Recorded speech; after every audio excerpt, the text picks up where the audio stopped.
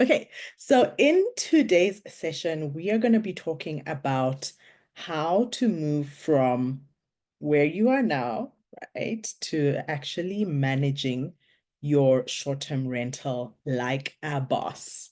Like a boss. That is what we're going to be talking about today because this is really where the money is made, right? The money is made in two places when it comes to short-term rental properties. In the financials or the numbers surrounding the property, like how much you buy the property for, I would say that's probably the biggest aspect of the money that's made before you start owning. And then after, the money is made in how efficiently you are managing the property, right? So you want to make sure that you are managing it as efficiently as possible because that's going to determine like how your costs are and eventually how much money you have left at the end of the day when you start putting your property up for short-term rental, which is the exciting part. Okay, so I'm going to go ahead and share my screen. Please just give me a moment to do so. Okay.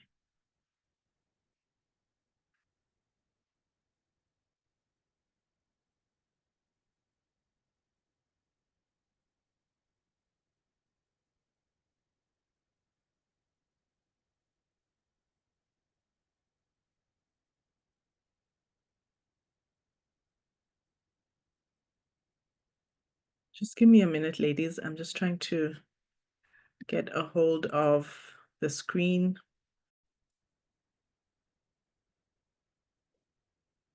All right. So how do we do this thing called managing our property without it taking over your life? You've probably heard of some horror stories of property owners who have just become so stressed, so burnt out from their properties.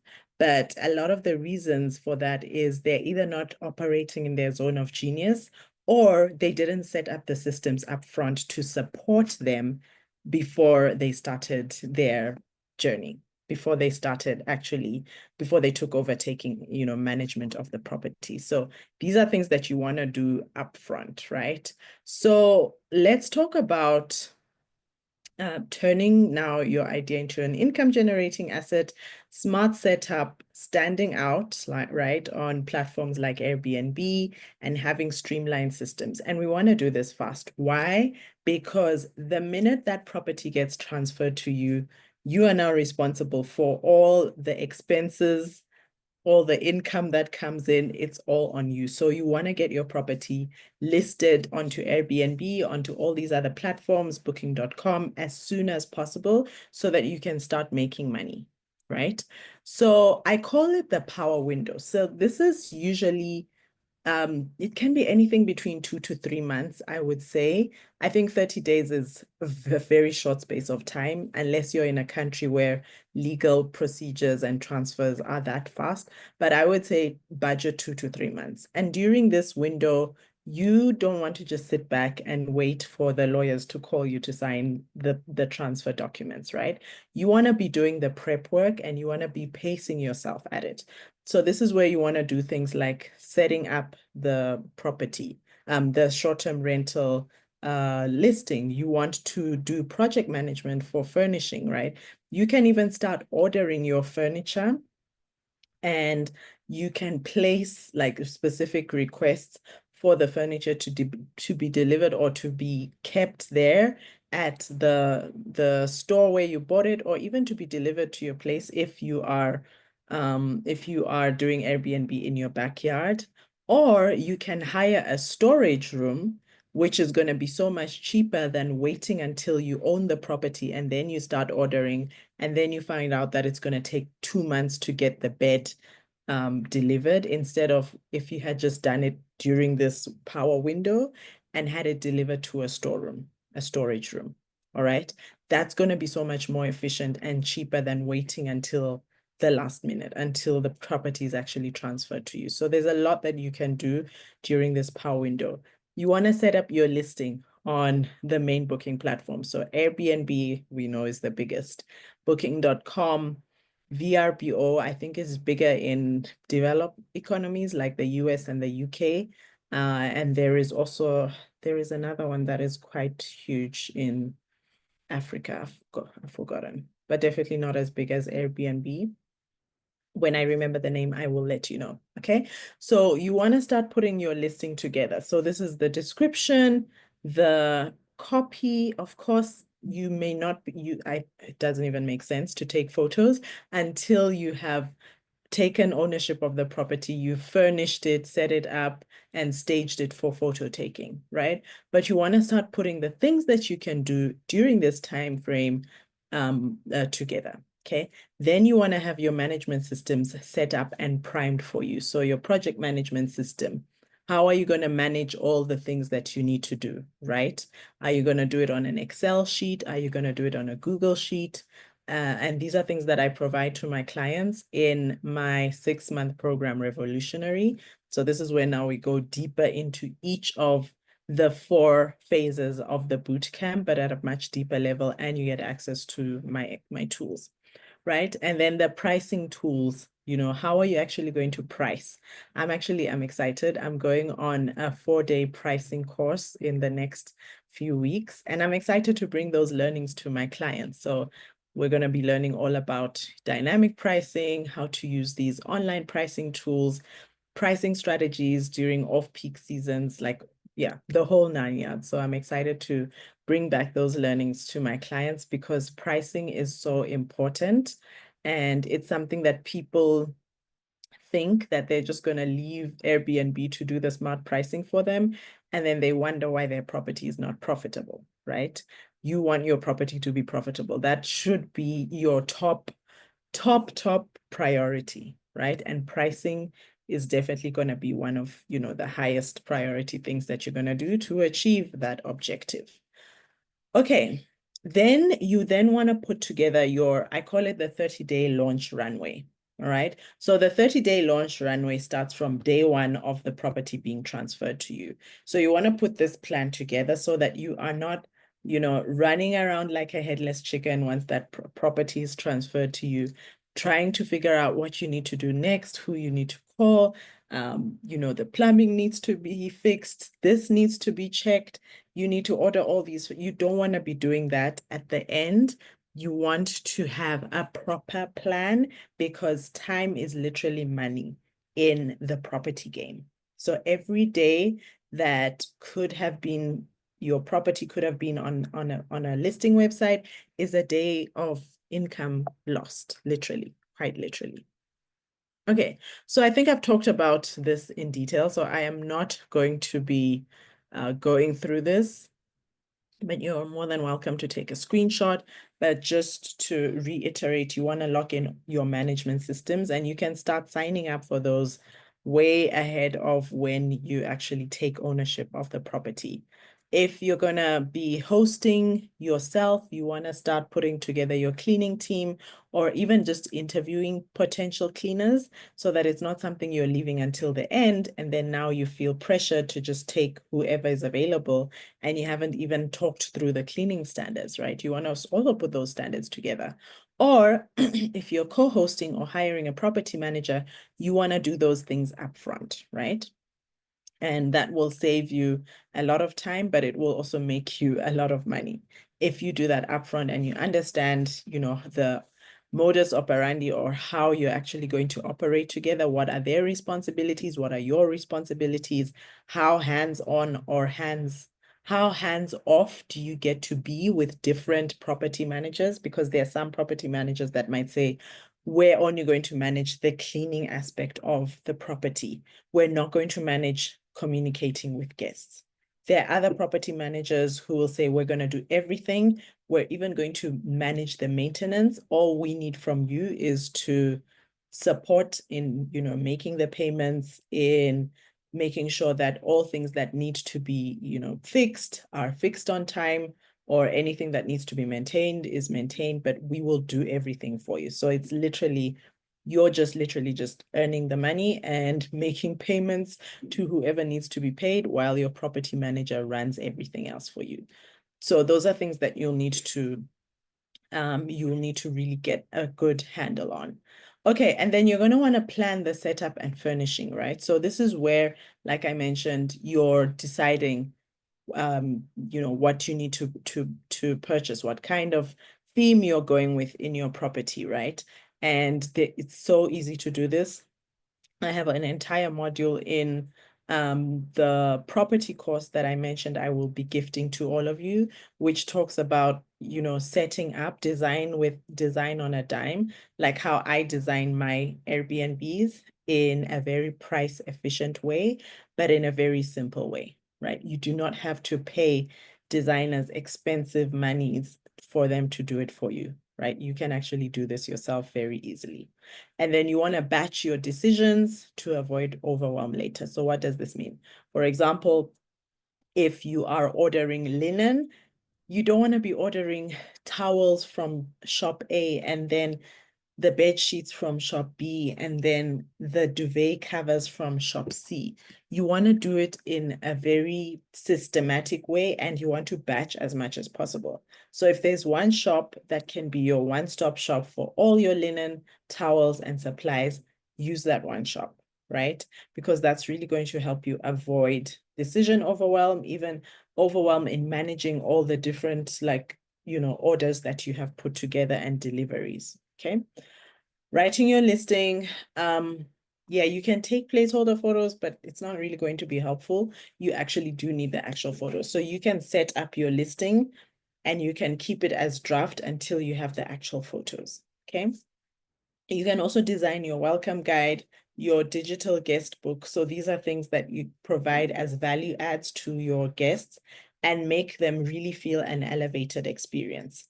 And then you want to, like I said, have your 30-day launch plan. So what am I actually going to do from the day that that property is handed over to me, from the day that I get the keys for the next 30 days? Because the aim is that within those 30 days, you have set up the property, you have taken the photography, you have staged the property for photography, and then you have also listed the property.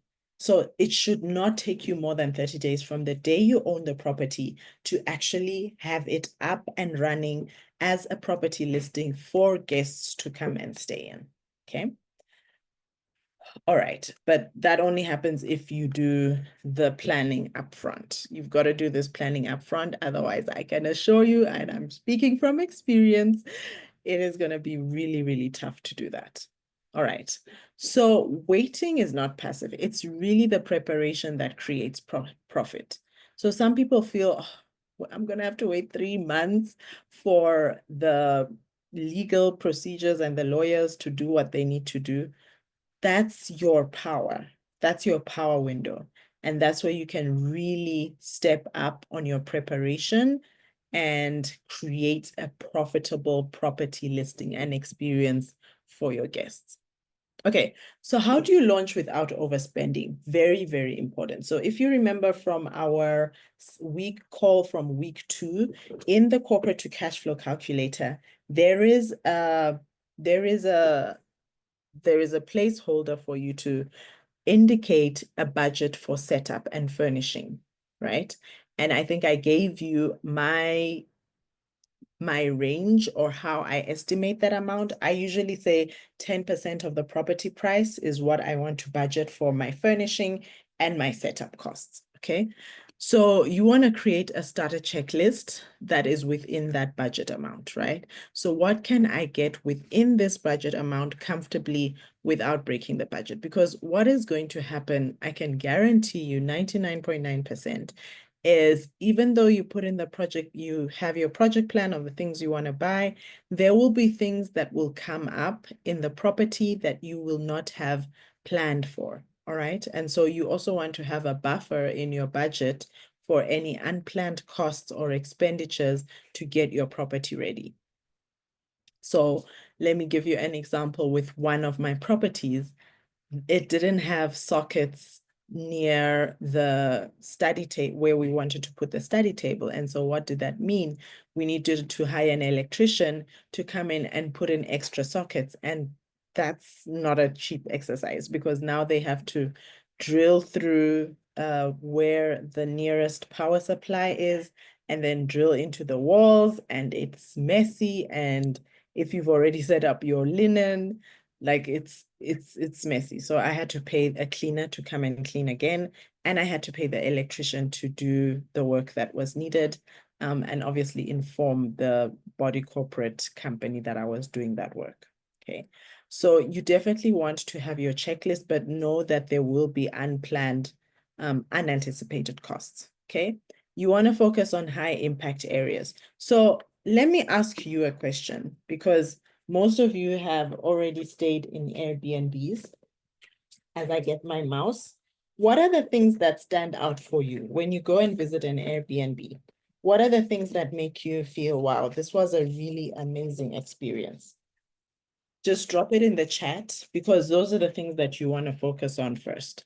For me, I can assure you that like the first thing I check is how clean the bathroom is and what is the linen situation, right? And then then after that, I go and check whether the kitchen is well stocked or well supplied with the things I need to cook, or whether I'm going to have to do a lot of ordering in.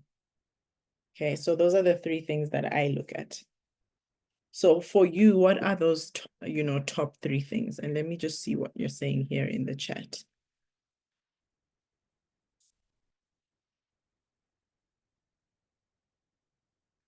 Cleanliness is number one. Then, yeah, how comfy the bedroom is. Cleanliness, fresh, crisp looking bed. Yeah, we're all on the same page. Exactly. So those, for me, those are the things that, stand out, and clearly for you as well. I don't mind shopping for my meals. That's interesting. So that's something you're going to have to think of for your guests, whether you want to assume that they also don't mind, or whether you want to provide the options for them to cook in which case you'll need to have a well-stocked kitchen, like the knives, the pots, the what else? Like all the, the spoons, the big spoons for cooking, the wooden spoons for cooking, like all the things that are already in your home. And I'm not saying like go all out, but at least provide that option for someone who maybe does want to cook in instead. But again, this is also based on your guest, like who is your ideal guest. Okay. And then you want to mix, I would say, I know the slide says high and low design, but basically what this means is you don't want every single room to feel like it's been over curated, right? You want people to feel like, you also want them to have a certain kind of feeling when they enter your place, right? And if it's too over curated, that can sometimes create this feeling of distance from between the guest and the property. And I mean, practically, it can also create a lot of costs for you, like breakage, all these risks increase, people stealing stuff. So you want to have a balance between curating each room and not like over curating every single room, right? So invest in what guests feel physically and obviously what they see, but don't over curate every room. And then sourcing, which is my favorite thing to do. When it comes to setting up a short-term rental, you want to think about this remember, you're having your investor hat on. So this is not a place that you are setting up for you to live in, all right? So you want to think practically. And there are so many good finds you can get on the marketplace, Facebook Marketplace, local vendors, pre-loved items, thrifted items. Do not see this as a place that you're going to stay in and then you end up overspending, right? Those are very, very good places to source stuff, because usually if someone is selling a secondhand pre-loved item and it's in a reasonably good condition, it probably means it's going to last for long, right? And you want to think about that when it comes to your short-term rentals, right? You want to think of furniture that is durable, that can be used over and over and over again without breaking on the third visit of your guests. Okay, so yeah, we've talked about, focusing on the essentials that guests care about the most: cleanliness, good quality linen. You don't need to buy, Egyptian cotton, but good quality linen is so important, right? And we can talk about this later on if you have any questions. Wi-Fi, like slow Wi-Fi literally turns off people. Literally turns off people. So you want to invest in good Wi-Fi. I would definitely encourage you to go out there and do some research in, which Wi-Fi providers are the best in the area that you are looking into, and start looking at the prices that they charge for each package, right? You also, as I mentioned, you want to have a functional kitchen and bathroom, and then thoughtful lighting and ambience, right? Very, very important, because you want your place to evoke certain feelings, because that's how you create the experience for your guests. Let me come in here and see what you are saying over here. I will stock the kitchen. Yeah, it's a good idea to do that. But again, you also want to do this in the context of who your ideal guest is. So if you're providing a place that's for backpackers, most likely they'll just need very basic kitchen utensils. But if you're providing a place for family, you definitely want to stock your kitchen very well.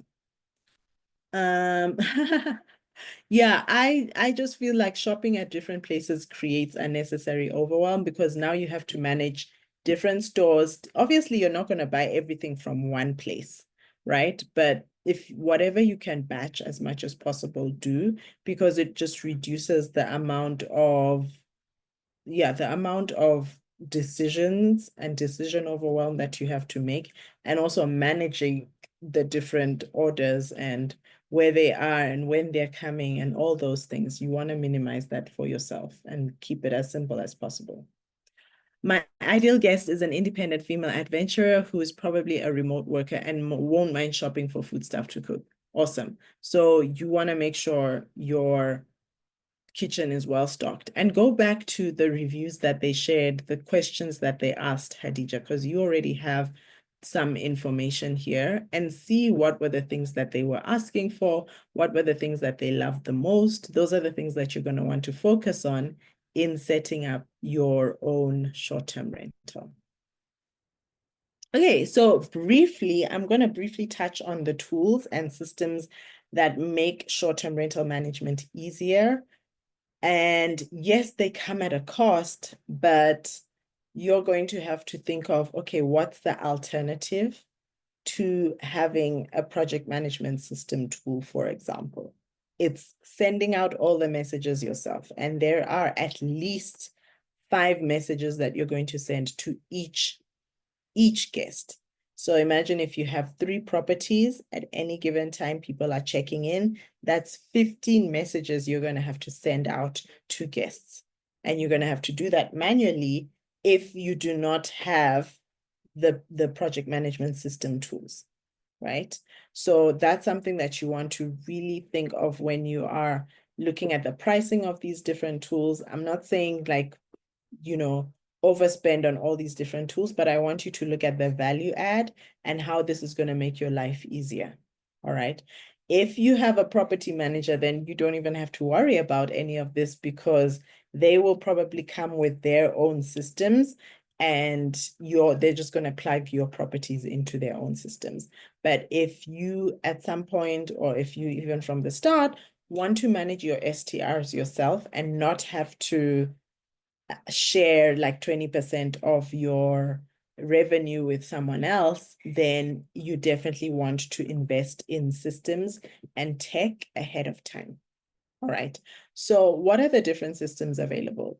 Project management systems, like Guesty. I use Hospitable. And basically what it does is it will automate the key messages that you need to send to guests.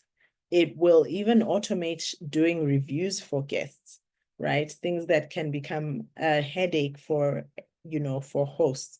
for people who own short-term rentals. What else do these project management system tools do? You can also manage cleaners. So if you're going to go the self-hosting route, you can put your cleaners on your PMS system and they will get notified whenever there is a new reservation, when the reservation is coming up, when someone is about to check out, when there's been an alteration to a reservation.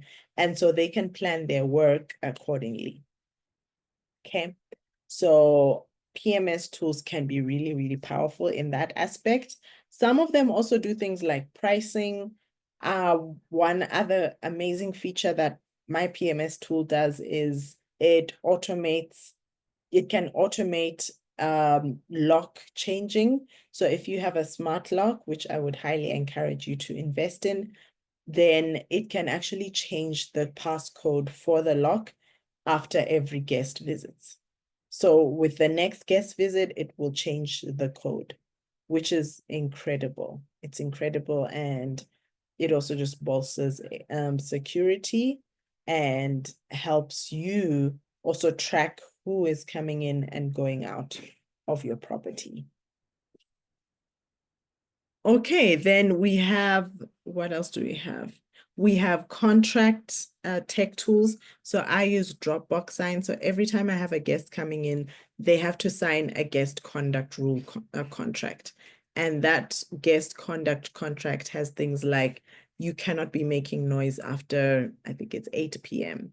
Like there's quiet time in the building from 8 p.m. to 8 a.m. You can't be making noise during that time. You cannot host parties. You cannot do drugs on this premises. You cannot bring unregistered guests. And it has helped us get out of a lot of troublesome situations. Okay. So having those contracts in place is so, so key.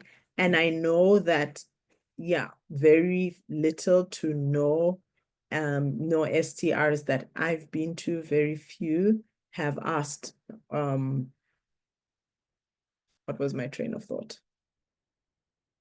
I think I was talking about locks. I just had a blank there. Yeah, very few of the STRs I have stayed in have actually asked me to sign a contract, which exposes the owner to losses like that.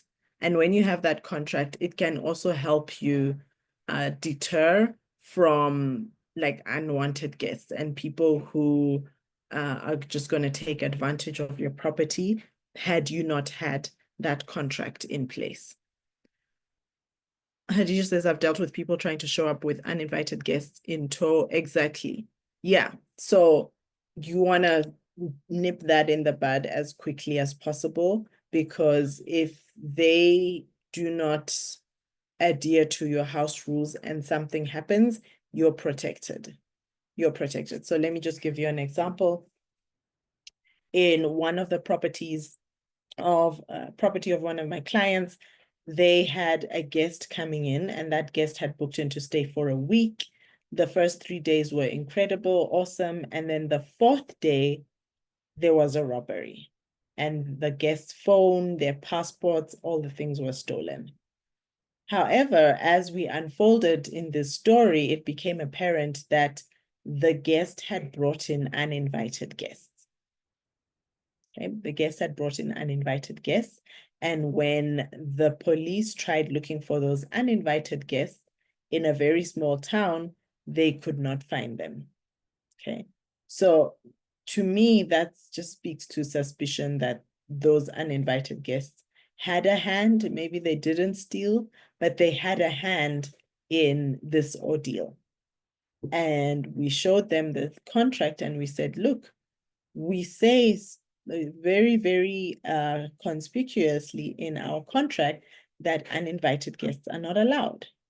And that really helped us even, not get into trouble with Airbnb, because yeah, Airbnb is one of those that can be really, I would say, pedantic or just overly like on the customer side, which is, I mean, it makes sense.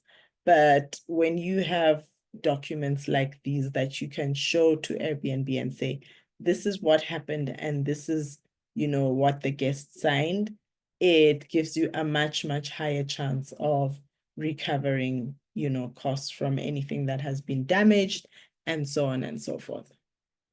Okay, then TouchStay is an automated tool for, an automated tool for your guest handbook. So you can put your guest welcome book in TouchStay, and there's a way you can do it so that they get it automatically. All right. And when you have the guest email on email, then that also strengthens the visibility of your brand because more people are now going to be able to see it. So the more you systemize, the more your STR works for you instead of the other way around. The key is that you systemize and you hire a team that supports you and complements your zone of genius. So if doing the math is not your thing, then hire an accountant to help you track record of the numbers. Okay. I don't know, what else?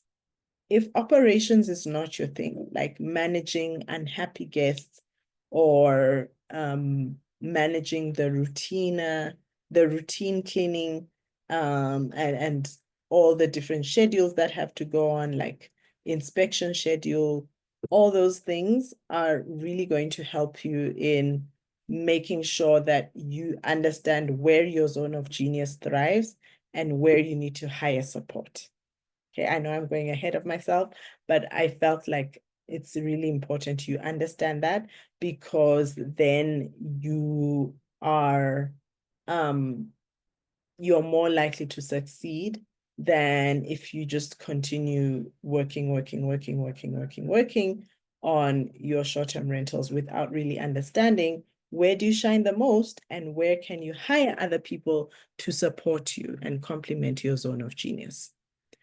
Okay, so standing out from the Airbnb crowd is actually not as difficult as people make it to be. Okay, so you want to do the very basic things like naming your property. You want to add a signature feature. You also want to use brand alignment photography, even if you're on a budget, right? So it's incredible what photographers can get out of taking photos with a simple iPhone, all right? All things that are possible, but you need to have done the groundwork beforehand to know how you're going to be supported. So you want to name your property as well, and then you want to write listings that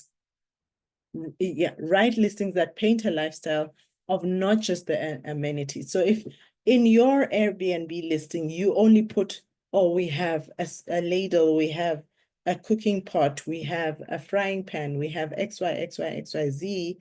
If you just keep doing that, speaking in your listings or marketing your listings in the form of features, then your listing is not going to stand out. Your listing is going to stand out if you speak to the experiences that your place creates. If you speak to some of the unique features about your property. So for example, if your property has an aircon or if it has parking, and typically many places in your vicinity don't have those things, those are the things you want to talk about. Those are the things you want to talk about. So I want to ask you, ladies, what's one emotion you want every guest to feel the moment they walk into your property? Share it in the notes as I just get a sip of water.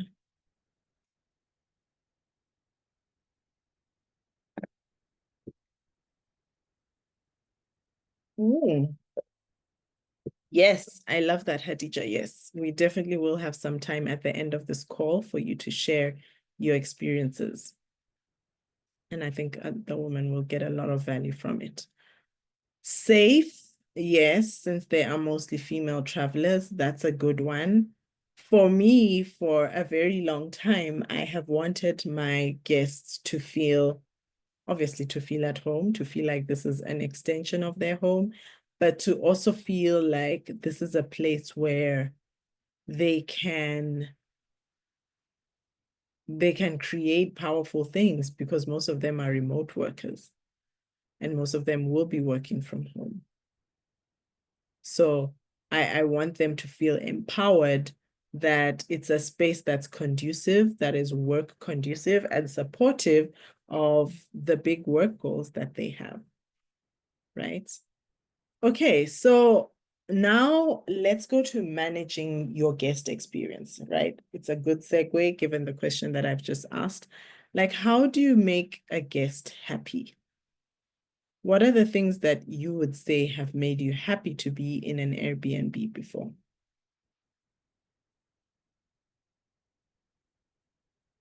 What are the things?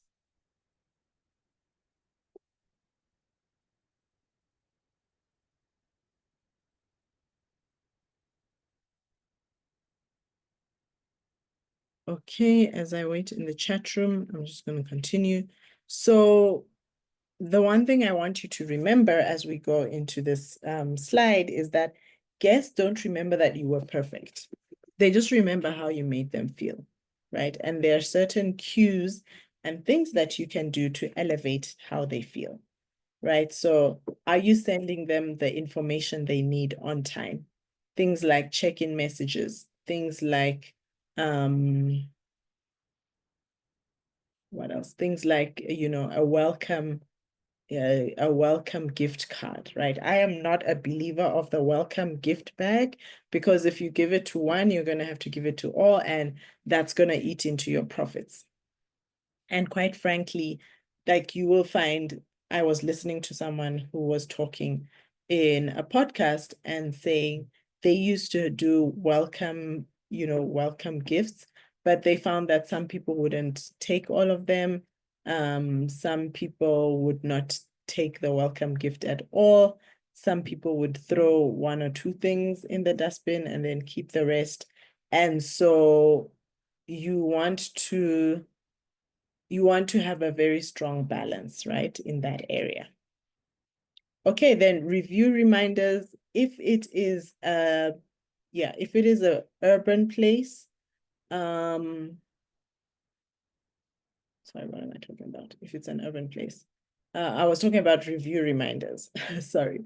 Let me talk about, if it's an urban place, things like local guides are still going to be helpful, but they won't be as packed or as meaty as a place that's made for tourists.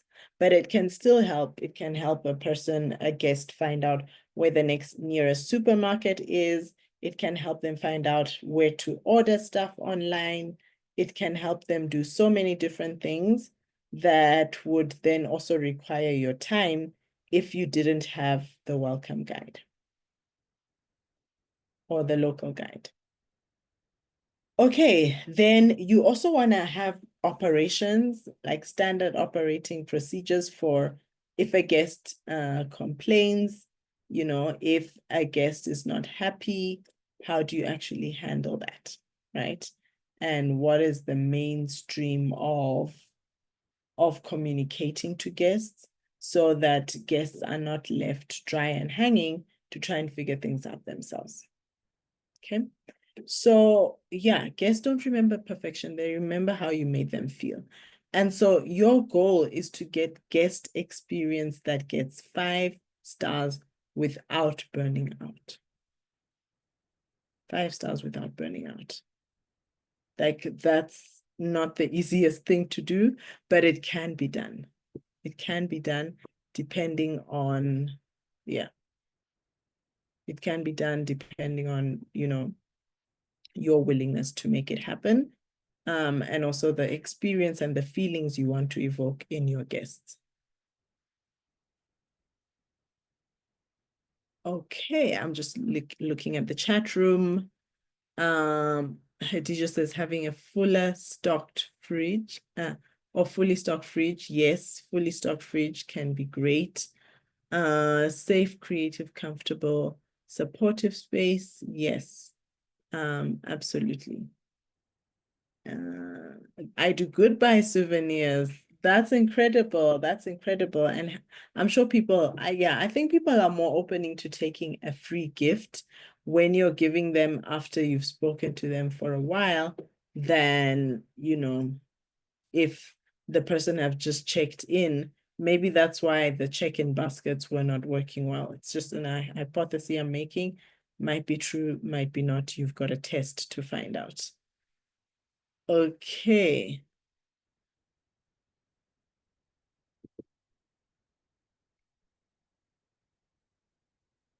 Okay. So when it comes to the different role types in short-term rental property investing, it's mainly split between people who are very into strategy, those who are more of quote unquote, I don't like using the word, but quote unquote, you're in hustle mode. So maybe you are reactive, you are responding to the guests on time, but you feel tired and overwhelmed doing that. Well, then it's time to, first of all, join my program, Revolutionary, where we're going to help you just uncover those feelings and what really is that is holding you back. Okay. But the end of the day, you want to choose, right? You want to choose your role based on what your strengths are. Okay. So write these down somewhere or come back and take notes or screenshot, because you want to make sure that you are very clear on which role can you thrive in the most. If it's only the CEO and a hands-off CEO, so be it, right? Just know that your costs are also going to increase if you are outsourcing everything. All right. Okay, so um, what can you delegate or automate this month? And then the other question is, where are you still being the cleaner, guest service rep, or handyman, and it's not necessary? If you can get someone else to do that same work at a fraction that it costs you to be all the things to your short-term rental, you're going to be more profitable than someone who's trying to do everything by themselves. All right. Okay, so moving on to your 30-day launch action plan. So this is, as I mentioned, after the property has been transferred to you, the keys have been given to you. What do you do next? This is what you do. So you're going to choose your project management system. Did I talk about price labs? Maybe not. You're going to choose your pricing tool and make it as simple as possible, right? You are then going to source furnishings and create a delivery plan. If they don't have a delivery plan and they deliver just on any random days, then you're going to need to have a plan on what comes when, depending on how far it is, etc., in order for you to actually deploy the plan with as little time wastage as possible.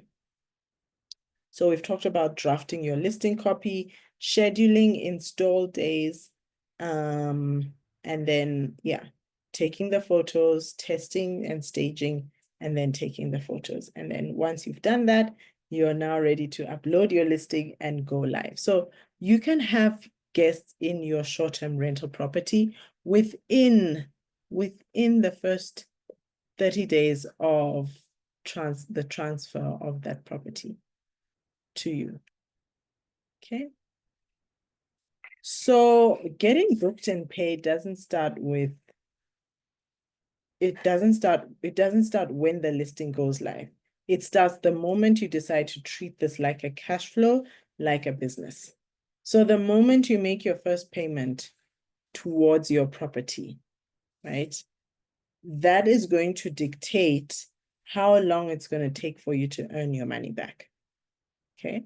So you want to make sure that you have planned and mapped that out, so that you're not starting when the listing goes live. You've actually done the planning and you've set yourself up for success that way. Okay. And also the mindset, right? You have got to think like a short-term rental property investor if you want to be a really heck of a successful one. Okay. And when you decide to treat this moment like a business, then that's also going to change things for you, because the kind of decisions you make when you're business minded are very different to the kind of decisions you make when emotions are managing yourself.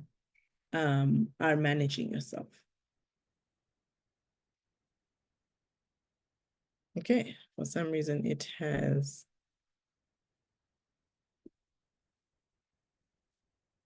I don't know what's happening here.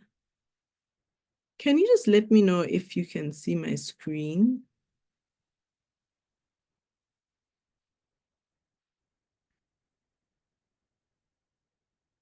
I don't know what's happening, but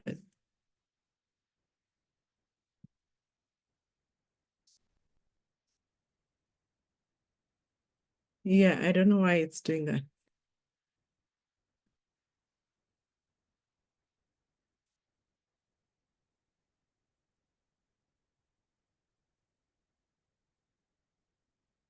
I'm not sure what's going on. Maybe that is the last slide. Let's see. Oh, it is the last slide. I was like, what's going on? I'm trying to like fast forward, and I'm not getting anything. Okay. So those are really the principles of managing your STR like a boss and not having this STR or property take over your life. It doesn't have to be. You get to decide how hands-on or how hands-off you want to be, but you also need to understand where is your zone of genius so that you can operate in your zone of genius and then leave others to do the rest. So for me, for example, my zone of genius is in operations.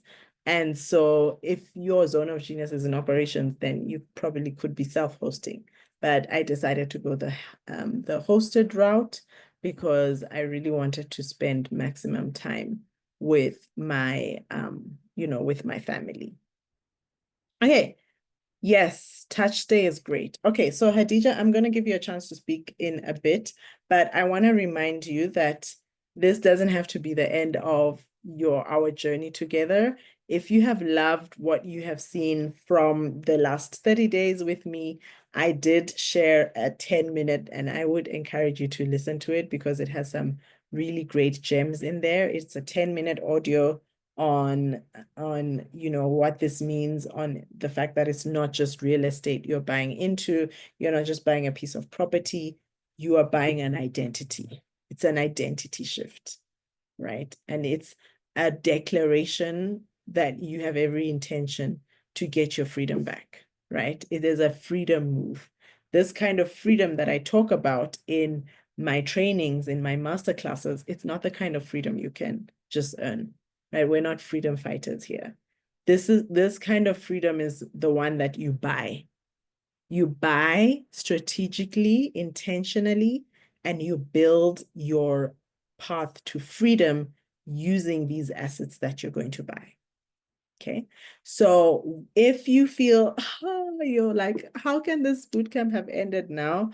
And you want to take the next step, I am inviting you to an exclusive 3-month private coaching program. It's called Self-Made. So today is actually the last day that I'm taking applications for a May start. So if you want to start working with me or you want to continue working with me on a one-to-one basis, and really the end goal in this 3-month program is you have taken down your first property and you are already earning from it, right? Or you have built the systems behind the scenes to earn from it. And you are also doing the identity work, because property investing is not an easy thing. It is simple, but it is not easy. If it was easy, every other person would be doing it.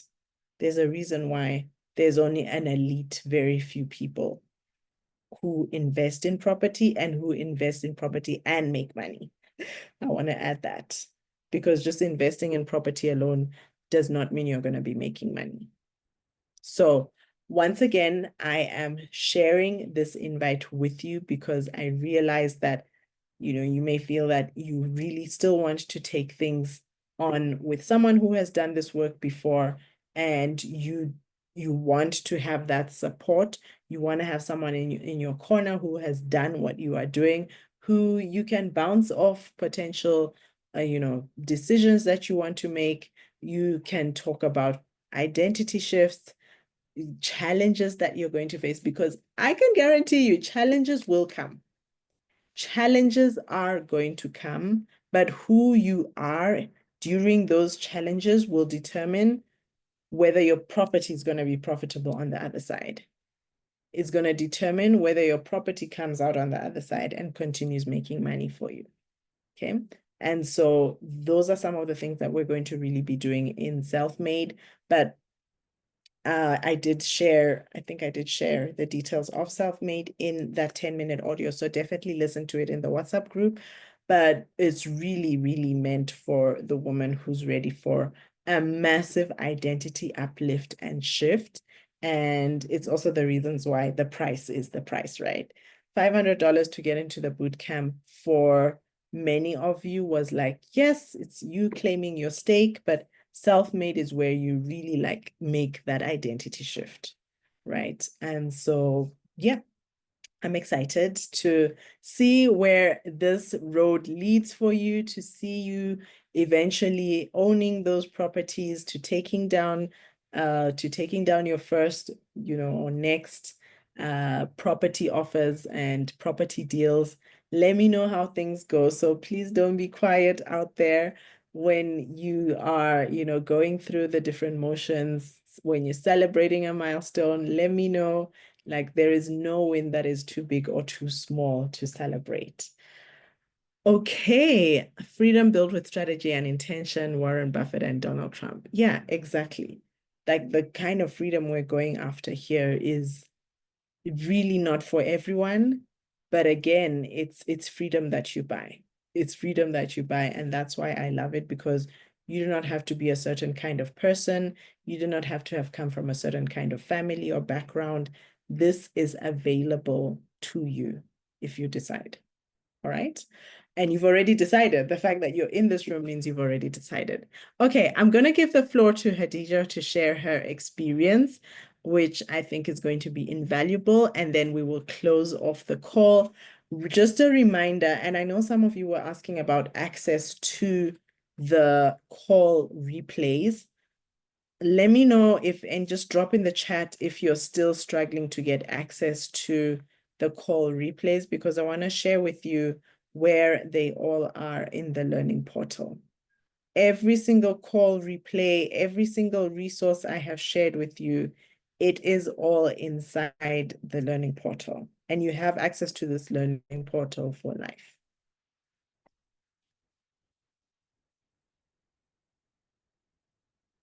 So I just want to share what this looks like, so that you know where to find all the replays.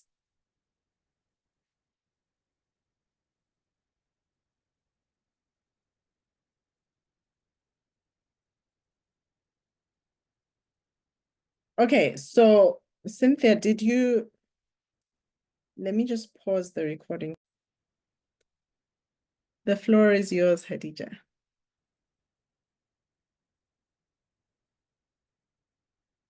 Hadija, are you there?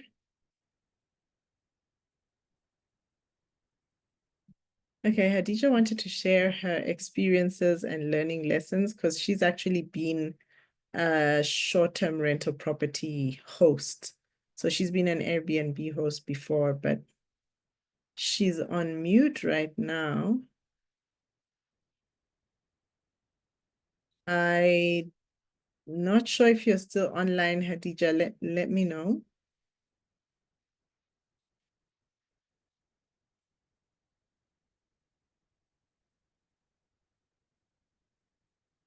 Hadija, can you hear us?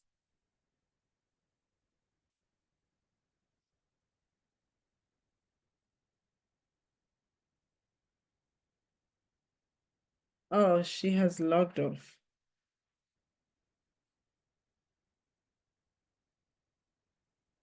Okay, I will ask her to share it in the WhatsApp group. I think it will still be powerful for you all, but I don't want to keep you waiting. And I am looking forward to seeing you in all the places. Remember, if you want to continue working with me, Self-Made is open and it's application only. So let me know because today's the last day to apply if you want to start your coaching package in the month of May.